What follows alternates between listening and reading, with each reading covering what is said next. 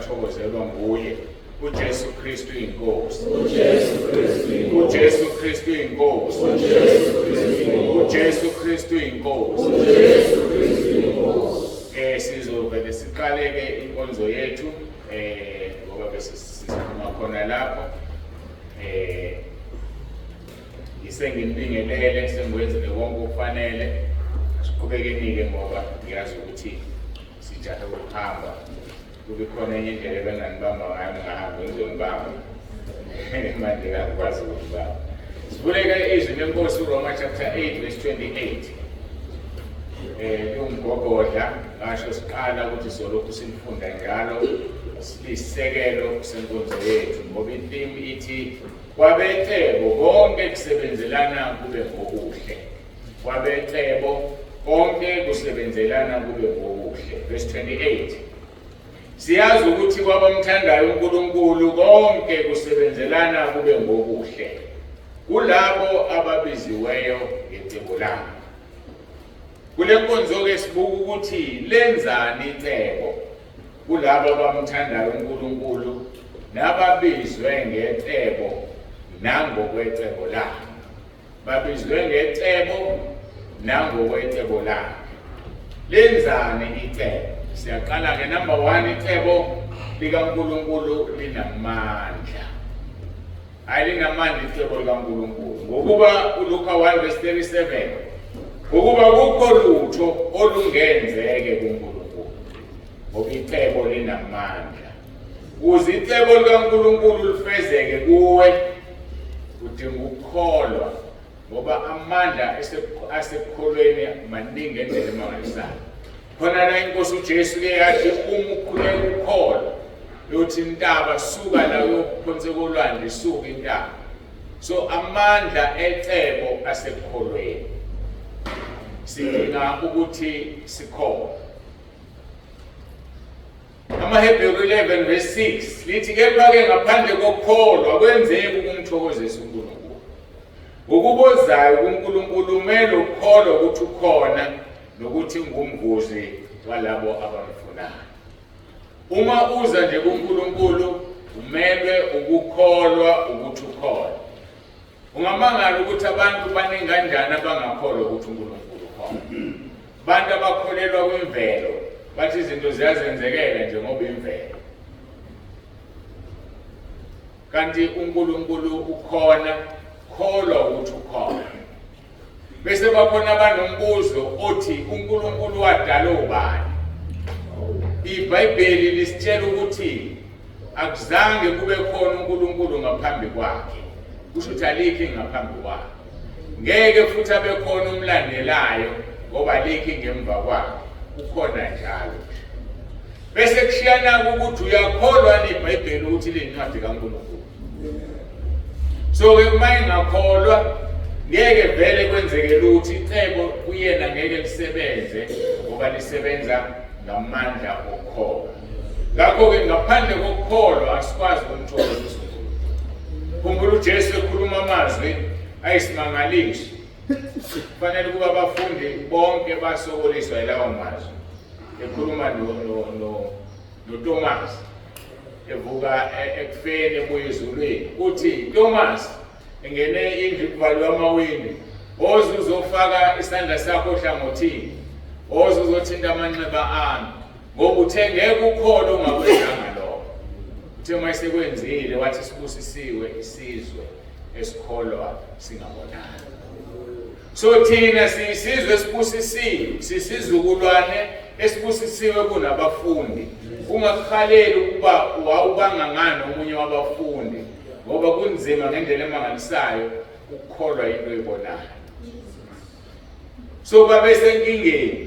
Kodwa-ke kwasebenza lento yokuthi sayifunda uFilipi ukuthi uyena osebenza kithi nokuthanda nokwenza. Kodwa khona uma usubuka kunzima kabi. Yikho abaningi bathi lithi indodana kaNkulunkulu lana indodana yomfazi le. Siyayazi zalelo thina yakhula phambi kwethu. So siphila thina la sikholwa singabonanga.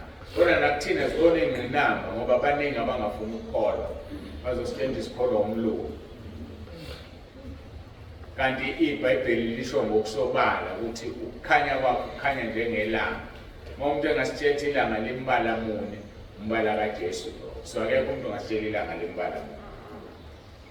Ngakho-ke ngaphandle kokukholwa ngeke simthokozise uNkulunkulu. Ukuthi ufuna sikholwe ukuthi ukhona nokuthi ungumvuzi walaba abamfunayo. So mfune uzokuvuza. Uma ukwenzile lokho uyamkholwa uNkulunkulu ukuthi ukhona. Icebo-ke likaNkulunkulu linamandla. Sisephansi kwaleso sihloko.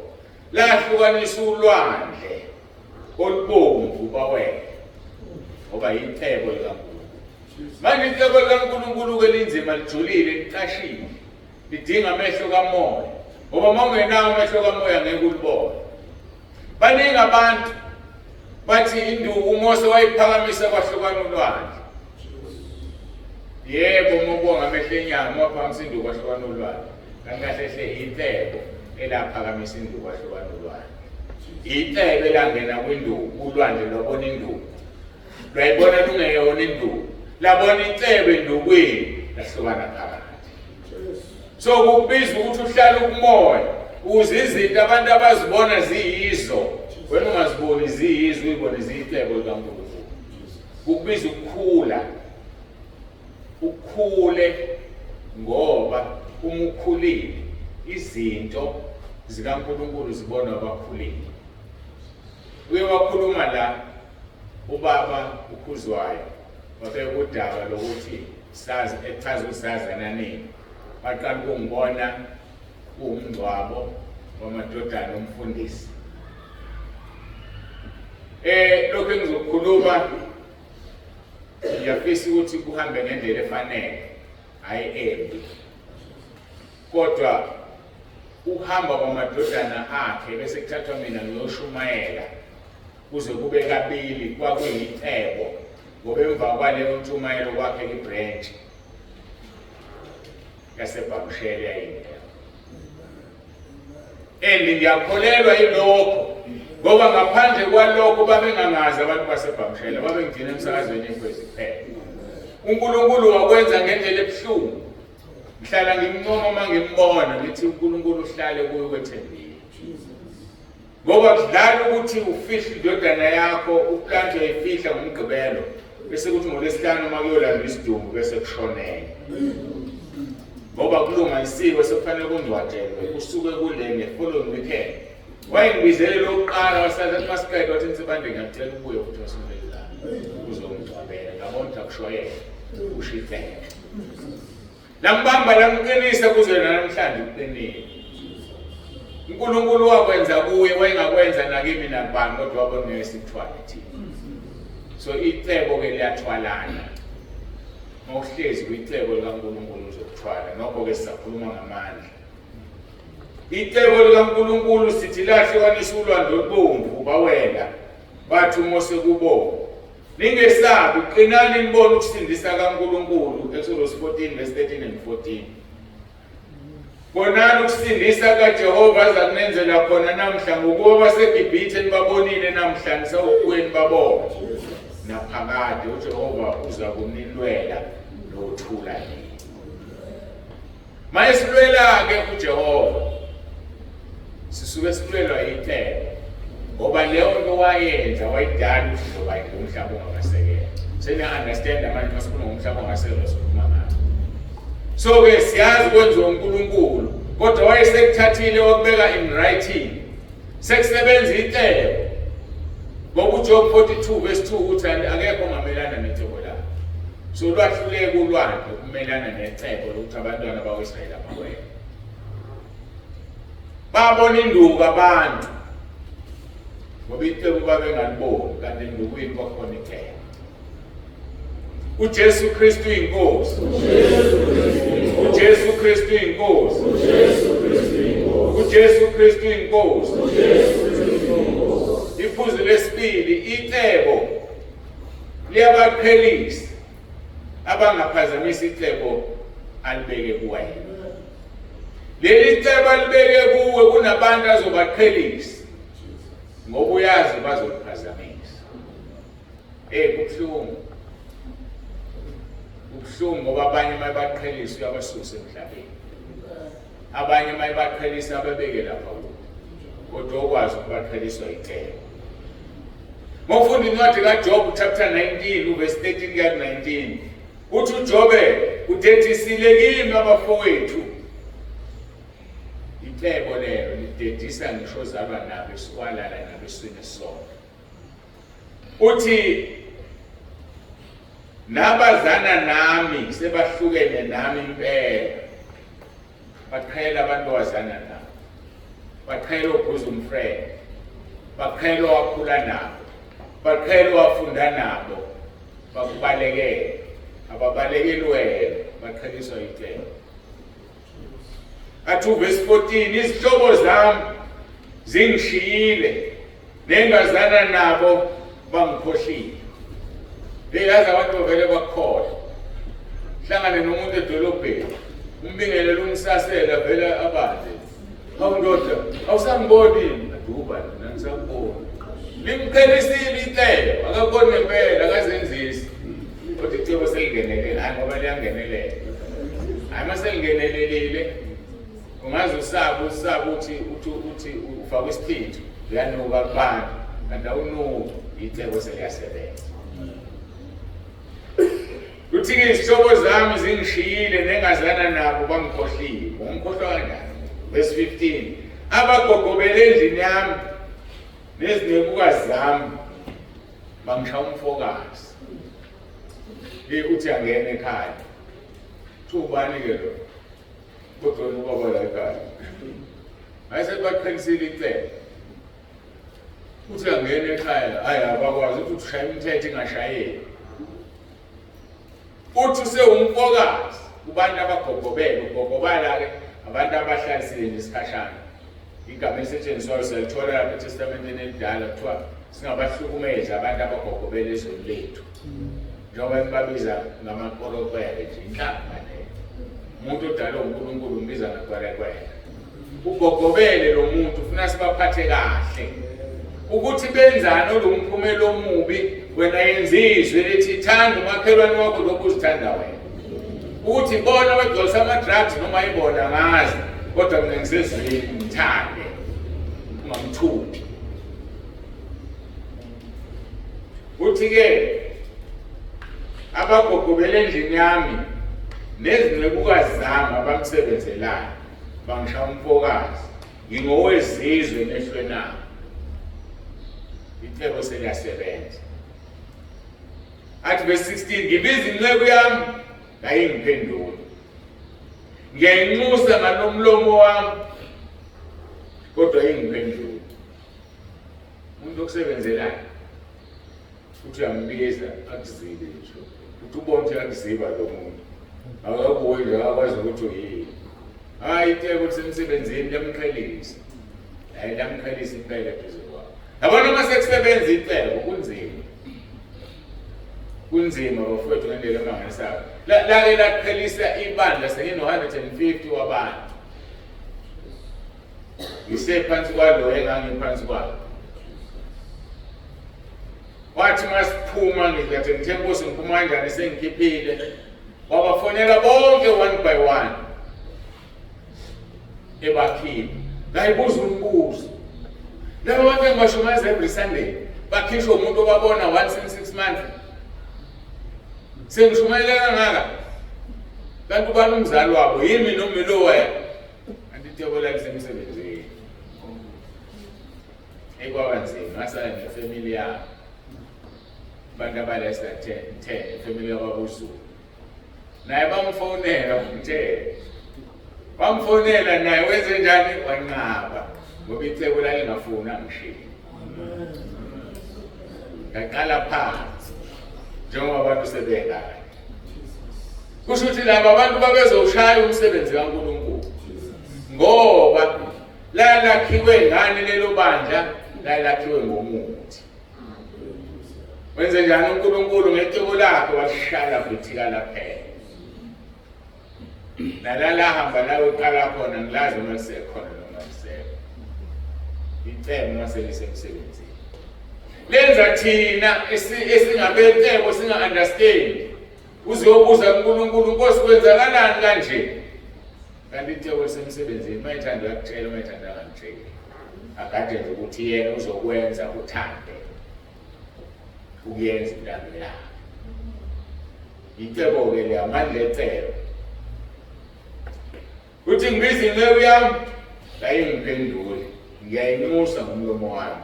Verse 17, umoya wami mubi kumkami uyanuka kubantwana besisu sikamama. Yabona uma sekuqheseze iqhese unkosikazi wakho sokunzima. Angithi uthi uJobe umoya wami mubi kumkami. Angithi yena umuntu engisondelana naye uzube nephungu olinuka naye. Ngoba ke kwengalezi ikhathi ezimnandi zokuhlanganisa imlomo. Uthi mawuthuthi aqhele ngoba umoya unjani uyanuka. Hayi ngokunuka icebo liyakunukisa umoya wakho liyakususa.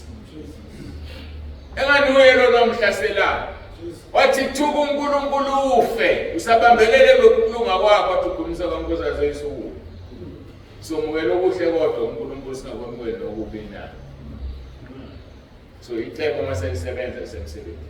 So ungakhathazeki izinto ezingungile uyathukwa ukhulunywa yonke into embi ngawe. Icebo lisemsebenzini ngoba uhamba nabantu ongafanele uhambe nabo. Kwake kwahlukana uAbraham noLot. Mawufunda kahle izwi lenkosi. Uthi uNkulunkulu mhlambe ngisazofika lapho. Kodwa sengithinta le part ngizofika kuleyo qala ukuthi uNkulunkulu uthini. Uthi kuAbraham phuma ezweni lakini esihlotheni zakho nasendlini kayihlo. Uma uyilalela lento iqala kude phuma ezweni izwe ikhulu libanzi abese sondela phuma ehlotheni abese ezofika phuma emzini kayihlo.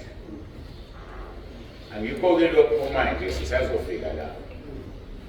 Wenza iphutha waphuma noLot kuthiwa kuphume yena akushongo ukuthi uphumane noLot. Waphuma noLot umkakhe sezombala abanyamanye kwafanele angakushiwo ngapha. Wafika isikhathi kaXabana belusi khona.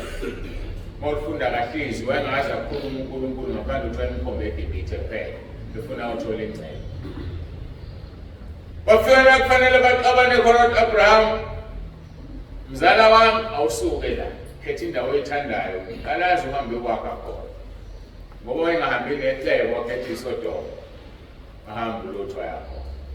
Lithi iBhayibhelwana lokusuka nje uNkulunkulu wakhuluma wathi uyayibona yonke le ndawo lapho phela khona amehlo akho yilo lelizwe ngikuthembisela. Kunabantu okufanele icebo libasuse kuwe ngoba awumuzwa bekhuluma nawe ngoba baseduze kwakho. Basusa uLot. Okwakuthiwa angashongo bekahambe la. Athi uNkulunkulu kuhambe uyoshumayela lapha. Noma hambe uyokhuleka ngoyamuza usuqoqa abazalwane uhamba nabo. Akashongo uqoqa abazalwane uthe hamba ngasho ngihambane. Ifike le nto ingalungi phambili kanti wena awulalelanga icebo. Ithe hamba wena hayi hambani. Ufike lapha ngoba uhamba nomuntu ongakhuluma angasho uNkulunkulu uvela ungenwe ingebhe nje ungayiqondi bese uthi mzalwane awuthathizwe. Uthatha sonke isibusiso sakho usinika yena. Ngoba yena bengelona icebo vela yona yonke lento la. Lingabe senzeke icebo laNkulunkulu lo wena uhambe nomuntu ongafanele uhambe naye. Asihlaleni sikumoya simlalelisise umoya ongcwele ukuthi uthini. Ngoba uma ungamlalelisisi uzoshayiseka. Uzoyisola ngelinye ilanga ukuthi wazalelwana emhlabeni. Uthi umoya wami mubi kumkami ngiyanuka kubantwana besisu sikamama usenuka kubantu abalaliswe nesono. Verse 18, yebo nezingane ziyangidelela uma ngivuka zikhuluma ngami. Khumbula ezikaJobe zaseyifile usedelelwa ezinye izingane esingazazi ukuthi noma ezabagogobele noma izobala. Abantu mawusudelelwa nayingane njengenangqondo. Ngiyacabanga lezi ngane mhlawumbe ezazino 5 years 6 years. Idelele ingaboni ukuthi iyadelela. Ngoba icebo lisemsebenzini. Yebo nezingane ziyangidelela uma ngivuka zikhuluma ngami. ababeyizifuba zami bayanengwa yimi, labo ababengithanda sebengifulathele. Yabona isifuba sakho lo muntu okhuluma naye mawunenkinga, uhlale phansi, mfowethu nginenkinga la, ngazi ngizophuma kanjani. Athi asithandaze, ngikhuluma abafowethu laba abathi ethandazana. Kushintshe bona-ke manje bakushintshele. Usungaze udawuthi ukholo lwakho, ngoba ushintshelwe abakholwayo. Kusho ukuthi mina nguye. Ishintshelwe nomfundisi wami. Kanti cha, akekho uwile kina nobabili ukuthi emsebenzini lamqhelisa. Noma ingaqhela uzofika la kufanele kufike khona. Uma point number 3, uJesu Kristu inkosi. uJesu Kristu inkosi. uJesu Kristu inkosi. Iphuzu number 3, uma ningabaqhelisanga likhipha wena kubo ngoba libaqhelisa bona. Ilale ingena khona-ke eka-Abraham. Athi phuma ezweni lakini nasezihlotsheni zakho nasendlini kayihlo uyezweni engiyakukhombisa lona. Athi mawusuphumile ngiyokwenza isizwe esikhulu, ngikubusise, ngenze igama lakho libe likhulu wena ube isibusiso. Icebo lamkhipha kwi-comfort zone. Lalingeke limbusise ehlezi nabo ukuze uthole isibusiso kunabantu kufanele uhlukane nabo. Ngoba isibusiso sakho bazosiphanga nawe ungabuzi ukunandi kwesibusiso. So kudinga ulilalela icebo, kukuhle kukubi kubuhlungu lilalele, ngoba icebo lidala lenziwa umhlaba ungakasekelwa. Manje lingabaqhelisi lizokhipha wena kubona. Angixoxele omunye umama ushumayela ivangeli. Wathi indoda yakhe yaphuma yahamba yokepita emkhukhwini. Uqama amanye nje nomuzi wayo wayekude kakhulu. Iyahlupheka yonke lento. Kuba emelene nokushumayela wakhe. Icebo laselisusa. Lathela indoda yathela umuzi. So mama kwindoda ephuma ishiya umuzi wayo. Akekho ozokukhipha kulo muzi omuhle osele nawo. Indoda ikhishwe yini ipele. Ngoba iyakuphazamisa emsebenzini kakhulu. So ungakhathazekile kuzoba nekhathi la kuzogudluza umuntu omendleleni ecebo likaNkulunkulu. Ongathi uNkulunkulu angasisiza singami endleleni yanoma ubani. Ngoba nami mangingama kweyakhe indlela uNkulunkulu ongisusa. Angisusela ukuthi ngimile endleleni. Ingakho-ke kwezinto abanye abantu ngisawunde kabi. Khamba umuntu enenkinga enkulu bese ngithandaza. Angiphendula uNkulunkulu athi ngitshela athandaza. Bese ngithi mina angiyothandaza. Ngiyazi sengibuka kabi ngiyothola. Ubanda ngangitshela ukuthi ngenzeni ukuthi angithandaze. Kanti nami ngitsheliwe ukuthi angitshele thandaza. Uyena ozokutshela ukuthi yenzani. Wabahlupha labantu abangafuni ukuthandaza bebuze bafundise. Uma isenenkinga uza kuwe wathi umfundisi wena othi angenza ukuthi senginale nkinga awusazi na uzongikhipha kanjani. Ungasheshi udirector abantu uza kuNkulunkulu. Ngoba uma uthetha ndazi stress free akuphindi kushusho lutho. Mayihlangabezana nenkinga uyothandaza athi Nkosi wena othe sekunje. Hayi akuyezeke kanti uNkulunkulu wakhe. Sizame bafowethu singabe uNkulunkulu babani. uNkulunkulu akusiyena owami owethu. So musungenza uNkulunkulu wakho. Funda ukukhuluma naye ngobungo wakho. Mina okwami ukufundisa ukuthi kuyiwa kanjani kuwe ukuze uthole impendulo. Kodwa mususebenzisa mina ukuthi ngikuyele. Uma sengikuyela ngizoba uNkulunkulu wakho. Ngelinye ilanga uzothi uvuke ekuseni bakuthi bande utheni uNkulunkulu ngami namhlanje. Kufanele athini? Cha ngithi akakutshele phela bengithanda ukuthi akakutshele ukuthi ngenzeni. Yabona usena uNkulunkulu welapha. uNkulunkulu wakho sekuwumuntu. La-ke ekhaya lethu sifundisa ukuthi umuntu akayiyele kuNkulunkulu kodwa uzophendula uya kanjani. Ngoba wethu sonke akuyena umuntu oyedwa. Yekani lento okuphamisa befundisa. Nibenze uNkulunkulu benu. Ongifundisa kabuhlungu lento uNkulunkulu ngelinye ilanga.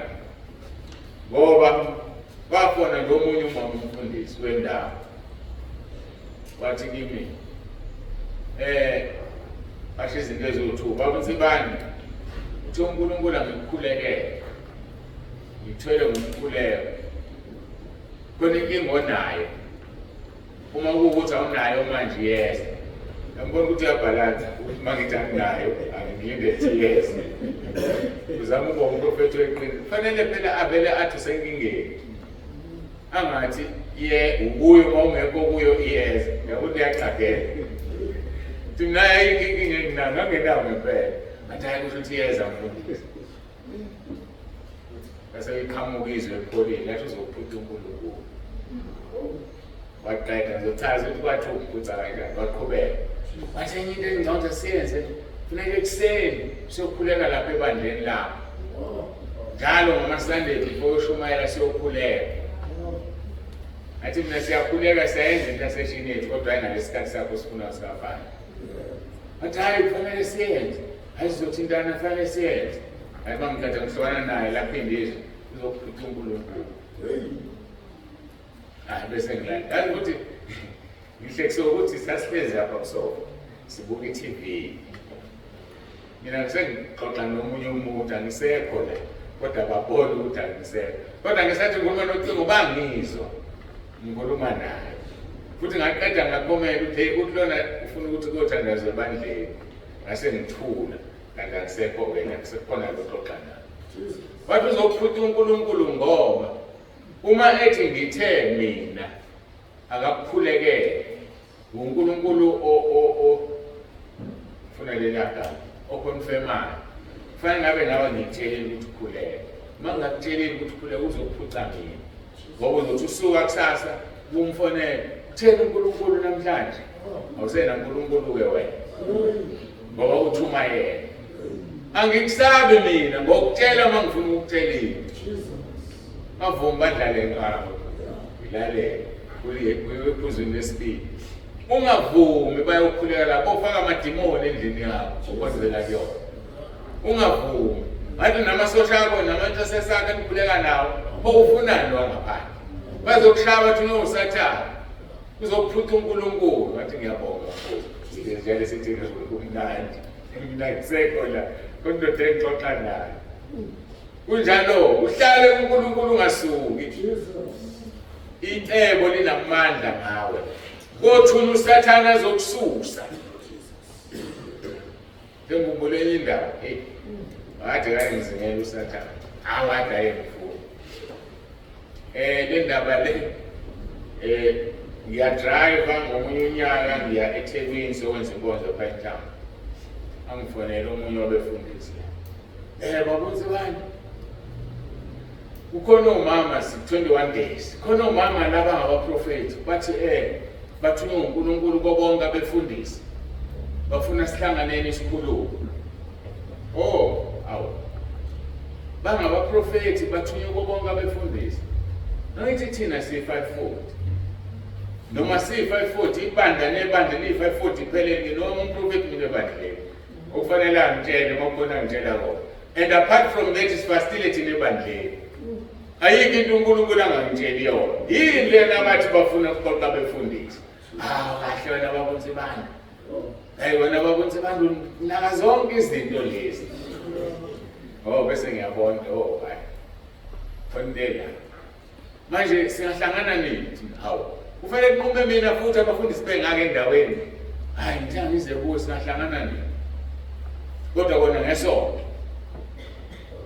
yabo bese vele lose enhlizweni yami ngizwe ukuthi uyathi u10 athi thana ngo3 ngithi mina hayi ngo3 nathi ayilungile ngiyabonga ngitry fanele decide nini angeke esikhundleni kunekomiti lefraternal angilutho mina yini mfana kanti kwenzakalala udlule wasebethe ngoqedwe ufike ngishumayele ngale ngobuko afike ebusuku ekhaya thina sokusha u12 la ngazo kwesikhathi ibuzwe yilo lelizo uzoya yini la ubizwe khona kwakuyiSaturday sakahlatha umntana wakusasa uzoya yini la ubizwe khona ithi mina Nkosi angazi ngizoya ngoba ngibizile abesethi mase bekukhulekela uzokwenze njani.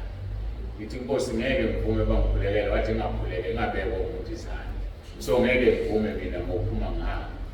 Mawuphuma uhamba bayokuthatha kanjani? Ngicabithile inkosi iyasinda manje. Ngithi ayangazi inkosi, athi bayothi i-devaluation ubalekela ukukhuleka. Ungayi lapho. Bese ngithi ngiyabonga inkosi ushisa ubuhlobo bakho. Vuke ekuseni zenkonzweni iphele inkonzo. Hlala ekhaya zangasondela ku-3 ngiphumula kahle ukuthi ku-5 to noma u-10 ngabe ngasenda imessage kulo mfundisi ngathi ngiyaxolisa ngizophumelela emhlanganweni ngafaka ifoni ngaphandle.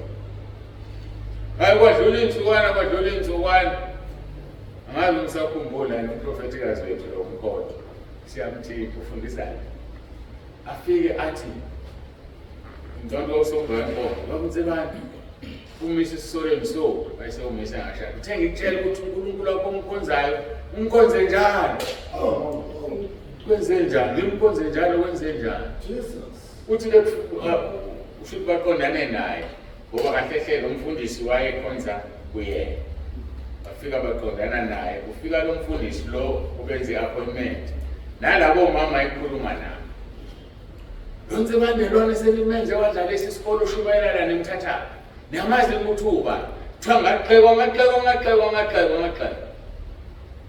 mayiqeda ukumtshela sihlukana naye ubuyelelizwi lithi yibo-ke lapho mama babezobeka izandla babezosusa mina kuwe. Icebo lamvikela umuntu asihlalele kuNkulunkulu, icebo lamvikela umuntu. Yibo labo ngisho kwangekho mhlangano ngangizofika mina ngithi ngena befundisi hayi yibo labo bengibeka izandla bengikhulekele bezokhipha uNkulunkulu bengifaka amadimoni. Khona indlela ebukeka kumuntu onesiphetho sawo sini ngoba umhlangano wabefundisi umuhle kanti ngizoshaya icebo lamvikelo angimazi ngimkhokhisa ikhumbula leyo kodwa nangu uyongitshela nimbuze kambe sekhohliwe wathi ngabe sekhumbulile. So-ke icebo-ke lathini ku-Abraham lathi phuma ngoba lo mndeni wakho nehlobo zakho nabantu nesizwe nje umphakathi bazomelana necebo lakho kule ndaba engokhombisa. Bathatha ulotha uNkulunkulu wavala umlomo wakhe aphindanga ukukhuluma ukuseyihambele nomuntu ungahambi nomuntu uNkulunkulu angashonga naye. Yokuhambe nomuntu azothi mamshaya uNkulunkulu uthola amachaphazelo kanti wena ohambe naye. Icebo aliwucishi umlilo kodwa lingena nawe ukuze abezizwe babone ukuthi akekho uNkulunkulu onguphula umuntu ngalendlela. Amazwi akhulunywa uNebukadnezar sebephumile abafana bathi akekho uNkulunkulu onguphula ngalendlela. uJesu Kristu inkosi. uJesu Kristu inkosi.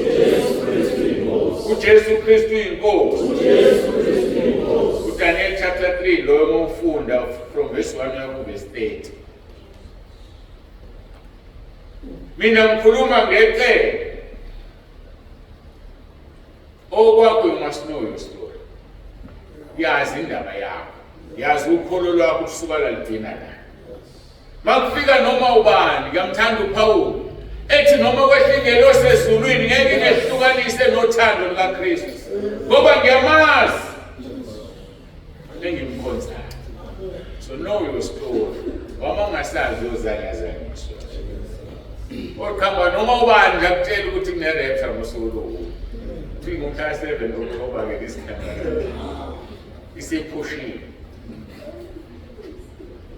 Baye bangihlekisa ngoba kukhomenda nabantu ongazi noma bayakholwa noma bakholwa.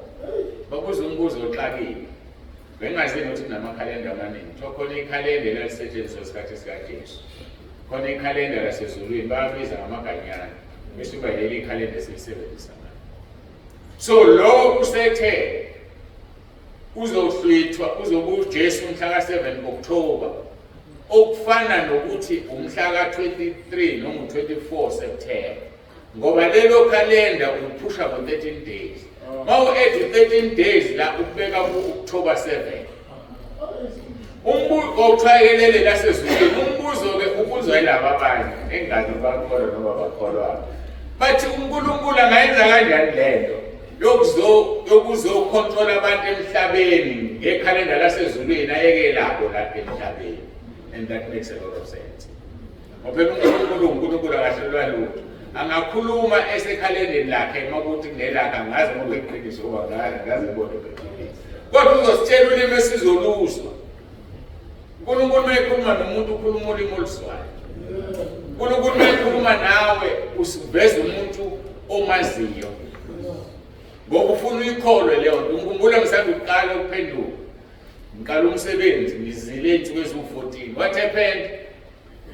uNkulunkulu lezi insuku engangizile kuzona waletha lo mfundisi. Lo mina ngithi wayena futhi uNkulunkulu wathi uthwele uma kuleli bala. Kweza yena wafika wamemeza 3 times. What? Romans chapter 8. Romans chapter 8 bakunzibanda. Romans chapter 8 ngaphapha. Ngoba ngangiphansi kwakhe ngikholelwa kuye ukuthi ngokaNkulunkulu uNkulunkulu wasebenzisa yena. Ekuseni ngakusasa unkosikazi wangifonela unginika abaseRoma chapter 8 mangaphazami onandla from verse 32. Othi yena ongayigodlanga yakhe indodana kepha wayinikela ngenxa yethu sonke, kungaba kanjani ukuba ngasiphi konke kanye nayo na? Meaning ngase ngiphendulile naye angibona uselikhumbula leyo. So uNkulunkulu uletha lo mfundisi lwazobuya athi uthwele umnika uRoma chapter 8. Unkosikazi ngakusasa umnika uRoma chapter 8. So ngizokutshela ukuthi uNkulunkulu ukhuluma umuntu omaziyo. So njengoba mina ngima kulabo abasentabeni ngima lapha phambi kwabo uyosebenzisa mina. Uthola kwakunsibande 8 kanti ukhuluma yena. Ngale kokuthi bakusibande uclean noma akekho clean. Ngiyangazi uma nezinto efuna uyithatha. Akanandaba ukuthi unjani. Ubaba lahleka isibongo. Ngesikhathi ehlangane nenkosi uJesu bathi esemtshela wayithwase ezoba inyanga. Wathi uJesu uhambe uyocela umfundisi othile. Lo mfundisi izokusho nje ngangaleshi ibandla. Kodwa laba abaqobe ingubo ethishe sibenje. Hamba uye kuyena umtshela ukuthi hambani entabeni ayokukhulekela uphume lamadimoni akho okuthwasa. Ngiyambuza lo mfundisi engixoxayo ukuthi mina lo wayesindisiwe ukuthi kuthiwa wayengasindisiwe. Wayexubile njengoba leli bandla lixubile. Kodwa uNkulunkulu usebenzisa yena ukuthi kube yena omkhulekela kuphume amadimoni ayokhishwa umuntu onawo kodwa ngoba sekungenelele icebo. Ngoba kwasukela umfundisi ongekho ongaziwa wayezothuka lo. uNkulunkulu usebenza ngomuntu oseduze kwakho kodwa lokho akusho uclean noma ungcolile uyamsebenzisa. Funa simqondo uNkulunkulu. Mababuza menthi hawu lo muntu usumchaze ukuthi uyileli bandla eliphatha induku isikhali. Usindisiwe isikhawa yasindisiwe. Kodwa uyena wangidiliva wangikhulekela ngoba kwasekushitheka wathi uNkulunkulu yakuwa ya. So uNkulunkulu usebenza kanjalo. Kufuneka sikwazi lokho. Mayisebenza nje uyasebenza. Ukuthi usebenza ngani akanendaba. Khona umfundisi opowerful waseThekwini wabe kufakazi opowerful la. Babesebenza nendoda yakhe bedayisa golden products. uNkulunkulu wabesovuka izinto zabo zingahambi kahle bayikwamhlaba yalingana. Nangisidi yakhona ngasisekhona bayikwamhlaba yalingana. Benyangeni yobalanga. Waqhamuka uNkulunkulu ebusuku wathi ngifune lapho ningayi. Ngoba ngifuna ukuqala umsebenzi wami ngani, ngifuna ukuqala ibandla. Lathetha lelizwi. Uthi wabuka indoda isebenza ebusuku izofika ekuseni ubheka nje ngomtshela ngithini bayithulela. Sibathatha imoto bahamba bayenyangeni manje. uNkulunkulu ukhulumile akakabi umfundisi. Sewumama nje. Bahambe bathi mabezodlula la eMtuba kwaphuma isono lonke emotweni. Lagijima balibona lapha ethisha yabageni. Uthabuya amazwi umuntu okhuluma ebusuku njeni ngayi la. Angangayitshela indoda yakhanda imoto yadlula saqhubeka. Sayisafika enyangeni sabamba ulayini. Sithesise kulayini mudu ulayini. Kwaqhamuka umfanyanyana. Wathi uthi ubaba ngenibize nini. engqoke kanje suke lapho bawequlani bayongena mabe ngena ayithethanga inyanga kanje ngintshelile ngathi angifuni niye enyangeni ngintshelile ngathi ufuna ukuqala ibandla babonda kukhuluma lo khona ukukhuluma exactly njengalo wakhulume naye ebusuku wakhuluma yelo inyanga nabo mfunanda ngoba ngishintsha ingisi uthi bathe bayibona eshintsha yabuyela engqondweni la kodwa nganikeza uncane ngiyakusebenzisa after 3 months sobe selingaki ibandla base bebona ukuthi sekubuyele engqondweni yayo inyanga babalelisa babonga bahamba bakuthathana uNkulunkulu mayesekufuna ngoba uyakufuna usebenzisa noma yini phambi kwakho uMose wasebenzisa isihlahla sakhuluma sikhuluma ngoNkulunkulu onethe icebo likaNkulunkulu ke lelo so labangani bakaDaniel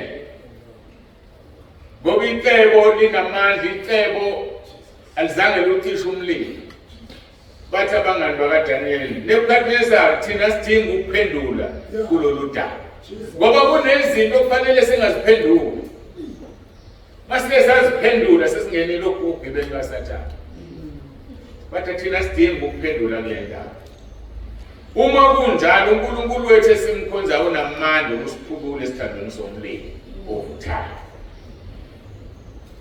mkhulu uNkulunkulu wakho ukuthi uzokukhulula la abantu bengaboni uzokhululwa khona bathi uzosikhulula base kuvuka ubuntu ngoba phela senyameni bavuka naphethe esekalile hamba phezu kwamanzi bathi hayi lo phezu kwamanzi base yashona sengabazi bavuka ubuntu kulabafana babuya bathi yebo uyakusikhulula esandleni sakho Nkosi kepha noma kungenjalo ke sibeyasho kungabazi noma kungenjalo ke ngasikhululanga kodwa ngeke siguqe esithombeni sakho bama ethembekeni noma sekukhona ungabalo phela bebeshilo bathi kasidinga ukuphendula thina uzosiphephisa emlilweni wakho noma kungenjalo ke ngasesiphephisanga kodwa ngeke siguqe okuhle ukuthi bange eqinisweni bathathwa bafakwa esithandweni wakhala wona uNebukadnezar wathi asifakanga yena amadoda amathathu eboshiwe wangobona esemane ekhululekile basha izinto ababebabophe ngazo bayehambela wawaqeda amandla umlilo wangaba yiningi emzimbeni yakhe ucabange emehla amanzi ofela qhulu awaqhuma ngoba icebo lasesebenza so mawungoyicebo wena kusebenzelana konke kube ngokuhle wena ndimthanda uNkulunkulu babamthandayo konke kusebenzelana kube ngokuhle kulaba babizwe ngecebo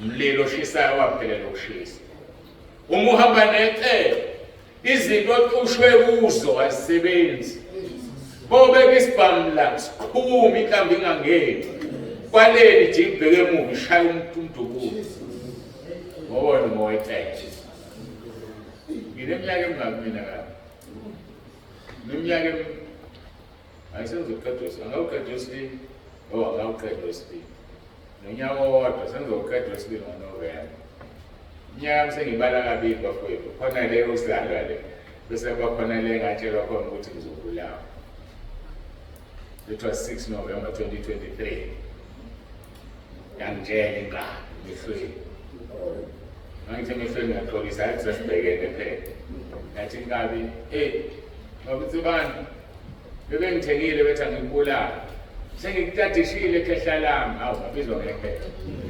sengikutadishile ekhehla lami ngabona badlala ngabo kodwa zikaphele ngoba sebethenga abanye kusasa mhla ka7 bathi bazoyenza le futhi awakafiki mhla 7 iko sengibale kabili iminyaka yami so stock 7 November 2024 unyaka owodwa 2025 awakafiki ngoba ngo2 years ka 7 November ngathi icebo alifuni nami bazokhumbula abasebekhona ekhaleji ngathi asikhulekeni bafethu singene emkhosini sakhuleka nasebenza icebo namhlanje ngisaphila anginawo amabodyguard ngiyahambela hayi ngiyahambela bafethu futhi ngihamba ngenamba ezimbi lezi ezipersonalize ukulula ibo kodwa ugathi 55 uthele phansi ngenhlamba aziziningi kwase zaxovana kodwa ngisaphila ngiyomusa wethele kodwa inyanga lezimbalwa ngamkhonjiswa lokhu ngungulayo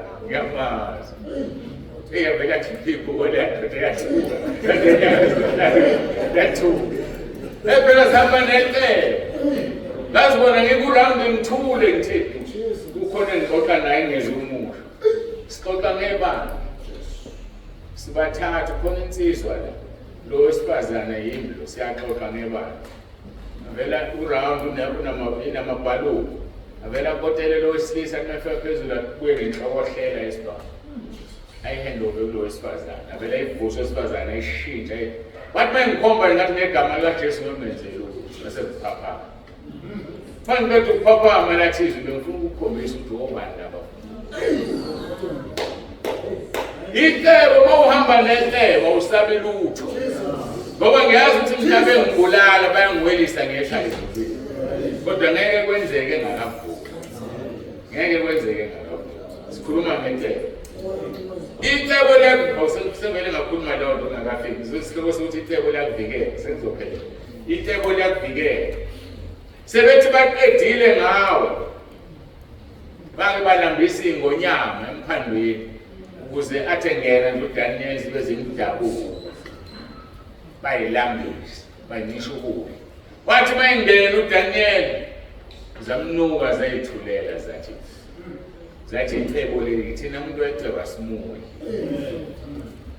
mayifika inkosi ekuseni ikhathazela ithi Daniel ngabe uNkulunkulu wakho umkhonza njalo unake leyo nto umkhonza njalo hayi ngomkhonzi njalo Nahumi 1:7 uJehova muhle uyinqaba kulabo abanjani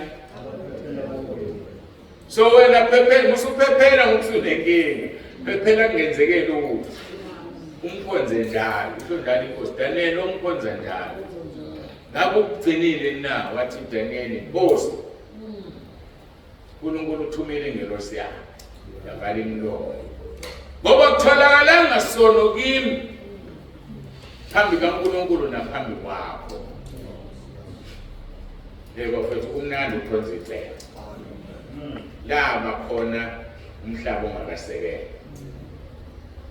Ithizwe lenkosi wayekade enze njani lithi wanele wezwe ngomthando verse 10 esekwazi ukuthi umbhalo ulothi uDaniel wangena endlini yakhe amafastela ekamelo lakhe ayivulekile ebhekise eJerusalem waguqa ngamadolo kathathu ngosuku wakhuleka wabonga uNkulunkulu nalento efika ingxaki amandla okubonga uDaniel usezwile ukuthi ulotshiwe wakhela ugobe lokuthi abanjwe khonza emphandweni lithi iBhayibheli wakhuleka kathathu ebonga hayi ethi uNkulunkulu ungivikele ebonga ngoba wayemkhonza njalo wathi ngiyabonga Nkosi ukuthi wafuna ukungibulala nginikela ukuphila kwami kuyazi mina ngiyabonga Inkosi yamandla ithi ukuthi ke inkosi lesafike emgodini ithi mana njalo Nkosi okusho uDaniel enkosini mana njalo Nkosi uNkulunkulu uthumile ingelosi yakhe wavimba imlomo izingonyama zingilimazanga ngokuba kwafunyanwa kimi ukungabi nacala phambi kwakhe naphambi kwakho Nkosi ayenzanga lutho lubi angenzanga lutho lubi number 6 icebo liyakuvikela lavikela iphupho sebembiza ngenyanga yamaphupho lizolivikela iphupho lakho ngoba icebo liyakuvikela umuhlehla nje ukube kunecule ethi balize ithembiso zakho ngelithanda ngoba zikwenza ukuqina ngikhumbula sisakhonza endlini encane la kwakusengqondweni yami ukuthi ngifuna mhla ngakhindle enkulu okuzobhabhatiswa kuyona la walivikela uNkulunkulu icebo lakhe lingafezeka so icebo lizokuvikela icebo livikela amaphupho akho sebeqedile abafowabo ngayo uJoseph icebo lathi akuzukuphela ngawe Joseph bamenzela ugoba abafowabo bambiza ngamagama bethi inyanga yamaphupho mhlambe nawe ubizwa ngamagama ungakukhathazi ngoba icebo lizokuvikela Bamphonsa emgodini bethi uzodliwa yisilwane asemdlanga. Bamdayisa bethi bamlahla bahlukana naye kanti khona benza inhlelo ngoba kufanele ayofika phi eGibhithe. Othi bekudwebela uvini kanti lo vi ozokuwelisa kufezeka inhlelo. uPotifari wamthanda ukuphonsa etilongweni sike-18 wamphonsa etilongweni kanti lapho esondeza kakhulu inhlebo ngoba kufuneka aphume etilongweni abhekane noFaro. uFaro bese yampromotha. Yithi kuwe uma uzibona usahlupheke kakhulu yazi ukuthi inhlebo liseduze kakhulu ukuthi lifezeke. Sekuseduze ukuthi lifezeke. Kodwa uma usahlupheka nje kancane hayi lisakudrayiva lisakusa la kufuna ukuye khona. Mase kukubi impela bambelela iqiniso okholweni lwabo.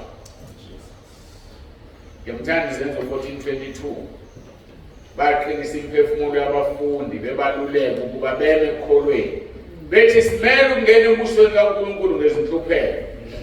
ngoPawuli lawo beqinisa abafundi. Ukuhlehla kancane iyamangalisa indaba kaPawuli. Uqinisa abafundi nje kade kwenzakala kuye. Kade bemkhanda ngamatshe. Lithi iBhayibheli bamkhanda ngamatshe bamshiya bethi ufile wafika abafundi. Imanje uthi lithi abafundi bafika bambonganyela. Alisho baba bamkhulekela amazi noma enye indlela enhle ukusho ukuthi umuntu wakhulekela. Bafike bambonganyela ovuka uPawuli. Uma bevuka lapho baqonda kulabo abafundi bayobaduduza basongela ezolweni lethuphela. Kusho umuntu oqeda ukukhandwa ngamatshe ngoba icebo mali ngakavumi ngeke kwenzeke. Asihlaleni-ke kwicebo sihlale singasuki. Ithini intimi yethu siyazi izwe silifundile siyazi ukuthi kwabamthandayo uNkulunkulu konke kusebenzelana kube ngokuhle. Kulabo bebizwe ngecebo useyizwa konke kusebenza bafike bamhlanganyela uJosepha wasebenzelana kwawo okuhle. Konke uthola ukuthi noDaniel bamplanela baqeda basebenzelana kwaba ngokuhle. Okwakho wena mbongo. Isho njalo waseJesu. Mbongeni uNkulunkulu kukho konke ngoba kuyintando yakhe. Asikuhle sithanda.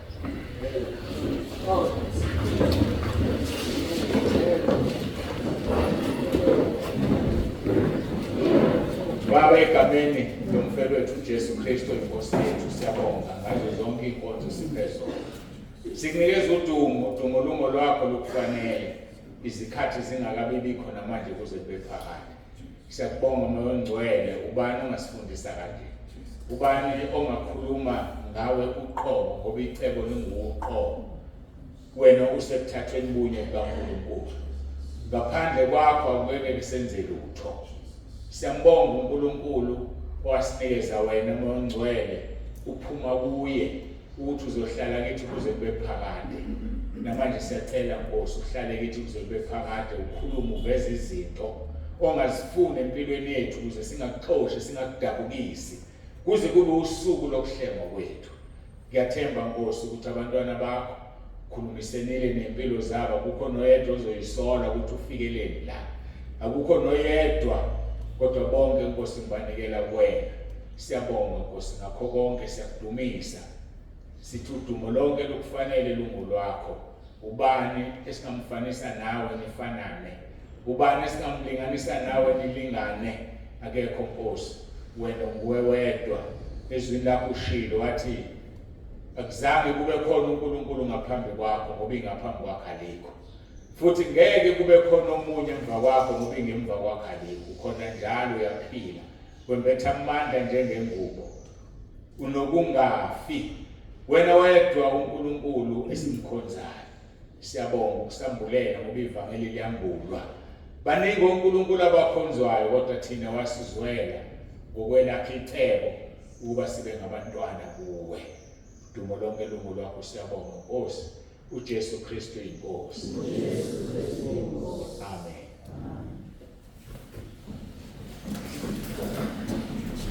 Siyabonga uNkulunkulu kakhulu. Ngicela ukucula kancane ngoba lwenza umphisa ngiyamzuma bengakuthi unikeza ithuba lokuzihlela. Mina ngikwazi ukubonga ngiphiwa ngubonga uma Msibandezela azobona ngoba sothi ukucula-ke kancane ngoba ngizumile ngaze ngifike ngisho ukudla ekhaya athole umbizi abantu bangitshelanga